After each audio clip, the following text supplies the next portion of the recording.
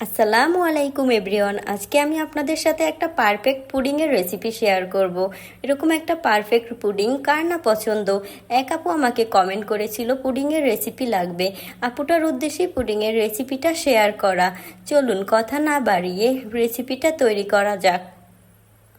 আজকের পুডিংটা আমি 3টা ডিম দিয়ে তৈরি করব। তৈরি করার জন্য প্রথমেই আমি ডিম, দুধ, চিনি সব কিছু উপকরণ একসঙ্গে নিয়ে নিলাম। তারপর দুধটা আমি একটি পাত্রে ঢেলে নেব। ঢালা হয়ে গেলে 3টা ডিম ভেঙে নেব। ডিম ভাঙা হয়ে গেলে তার ভিতরে 1 চামচ পরিমাণ ভ্যানিলা এসেন্স দিয়ে দেব। তারপর এর ভিতরে হাফ কাপ পরিমাণ চিনি দিয়ে দেব, সামান্য পরিমাণে লবণ দেব, কিছুটা কর্নফ্লাওয়ার দেব, এটা অপশনাল, দিলেও হবে না দিলেও হবে। তারপর কতক্ষণ দুধটা ভালো করে জাল করে নেব।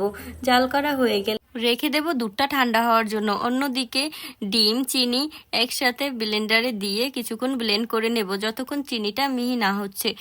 আপনারা চাইলে হাত দিয়েও করতে পারেন। তারপর ক্যারামেল তৈরি করার জন্য 2.5 কাপ পরিমাণ চিনি দিয়ে তার ভিতর সামান্য পরিমাণ পানি দিয়ে লাল করে ক্যারামেলটা তৈরি করে নেব। তারপর কুসুম গরম দুধ ডিমের সাথে মিক্স করে নেব। মিক্স করা হয়ে গেলে ক্যারামেলের ভিতরে দিয়ে ঢেলে দেব।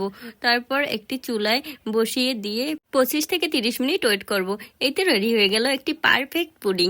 এরকম একটি পুডিং আপনারাও বাসায় ট্রাই করে দেখতে পারেন। আমার রেসিপি অনুযায়ী ট্রাই করলে 100% গ্যারান্টি সহকারে বলতে পারি আপনাদের পুডিংটিও পারফেক্ট হবে। আপনারা বাসায় ট্রাই করার পর রেজাল্টটা কেমন হয় অবশ্যই আমাকে কমেন্টে জানাবেন। ধন্যবাদ।